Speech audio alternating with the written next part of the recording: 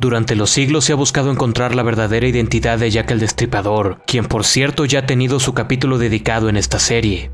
Durante esta búsqueda de respuestas se han barajado ya infinidad de nombres y teorías, algunas plausibles, otras definitivamente desconectadas de la realidad y propias de teorías conspirativas con entes de toda índole.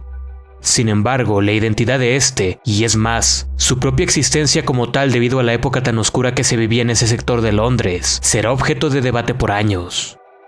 Hablando de algunos de los sospechosos a lo largo de la historia, entre estos, está el nombre del personaje que veremos hoy, Thomas Neil Creme, asesino en serie ejecutado el 16 de noviembre de 1892 a la edad de 60 años, quien vivió en la misma época del asesino y que de hecho vivió un tiempo en el país ya mencionado. Sin embargo, antes de esto, será ideal repasar un poco sobre su biografía, donde si bien los datos no son demasiados, permiten establecer cierto contexto sobre su persona. Thomas Neil Creme nació el 27 de mayo de 1832 en Glasgow, Escocia, viviendo allí sus primeros 4 años, siendo trasladado a Canadá donde vivió gran parte de sus años tempranos, comenzando a estudiar medicina en 1872 en el McGill College de Montreal, graduándose con honores 4 años después en marzo de 1876.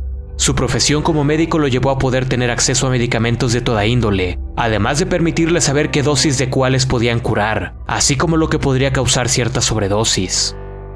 Ese mismo año mantuvo una relación con Flora Elizabeth Brooks, que era hija del dueño de un hotel en Waterloo, sitio al que se había mudado el recién graduado doctor.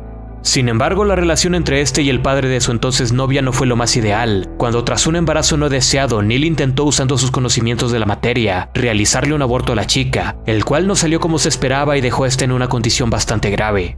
En respuesta por sus acciones fue obligado a casarse con ella el 11 de septiembre de 1876, pero al siguiente día el doctor se fue a Inglaterra, casi escapando de este destino y no volviendo a encontrarse con esta familia. Y el final de Flora llegó en 1877, al morir de tuberculosis, aunque se le atribuye cierto grado de responsabilidad a su fugado esposo de entonces.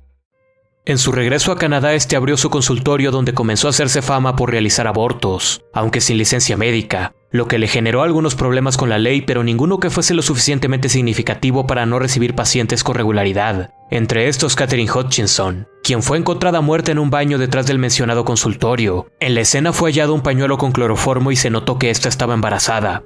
Al parecer, lo que sucedió es que el doctor se negó a practicarle un aborto, obligándola a decir que el hijo era de alguien reconocido y así obtener dinero. Sin embargo, la carta que admitía esto, de acuerdo a sus familiares, no tenía la letra de la mujer. Pese a esto, él no fue arrestado, huyendo hacia Chicago poco después para evitar más problemas. Allí volvió a ejercer como abortista, principalmente de prostitutas, muriendo algunas de estas bajo su cuidado, como Julia Faulkner, de quien se le investigó pero sin imputarle alguna condena.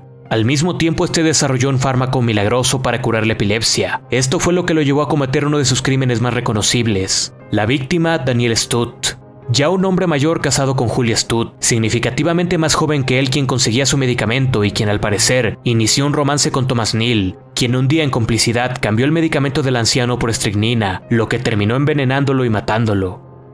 Pero la ambición del doctor fue lo que provocó su posterior arresto, ya que escribió una carta al forense de Chicago, culpando al farmacéutico de la muerte del señor Stutt.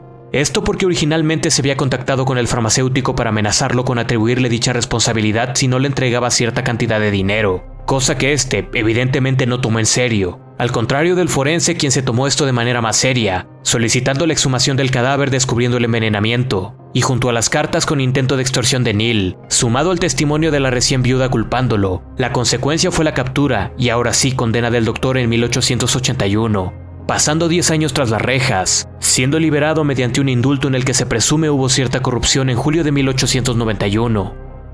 Una vez libre, viajó a Canadá para obtener la herencia dejada por su padre, fallecido tiempo atrás, y decidió volver a Londres, justamente a los barrios bajos, para continuar practicando abortos en prostitutas. Además de esto, retomó la práctica de envenenar con estricnina, mezclándola con bebidas alcohólicas a estas mujeres, o engañándolas sobre la cantidad de dosis que tenían que tomar, observándolas agonizar hasta que se marchaba de la escena. En algunas ocasiones, este solía escribir cartas para extorsionar a diferentes personas o a detectives, prometiendo dar datos sobre los asesinos de las mujeres que eran encontradas sin vida, de forma anónima, pero por supuesto a cambio de dinero. Estas cartas, así como su costumbre de hablar de estas muertes y saber más de lo que sabían los demás, fue lo que provocó que llamase la atención. De entre estos individuos, claro, las autoridades, especialmente del sargento McIntyre, quien fue llevado a algunas escenas del crimen por el propio doctor, sin saber que este tenía dicho cargo en la policía.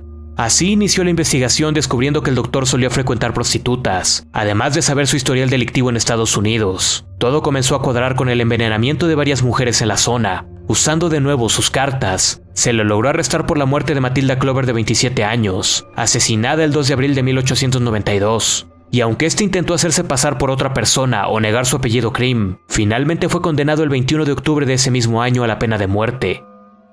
Un mes después este fue colgado, dando lugar a la conexión superficial con Jack el Destripador, quien por cierto supuestamente abogó por la inocencia del doctor a través de una carta, pero la veracidad de esta no es muy fiable. El día de su ejecución, antes de caer y ser ahorcado, este alcanzó a gritar supuestamente, pues este testimonio solo era compartido por una sola persona: I am Jack the... es decir, yo soy Jack el... no terminando la frase, muriendo instantes después. Y aunque se contempló esta posibilidad por un tiempo, al final esto era imposible, ya que durante los asesinatos de la figura de Jack, el doctor se encontraba en la cárcel en Estados Unidos. Y aunque se ha buscado tener la teoría de que este tenía algún doble que cumplía su condena mientras este estaba en Londres en 1888, la idea no parece plausible. Lo que queda claro es que Thomas Neal Cream fue responsable de la muerte de al menos 5 personas, y que la figura de Jack el Destripador, así como su existencia, serán todavía un misterio.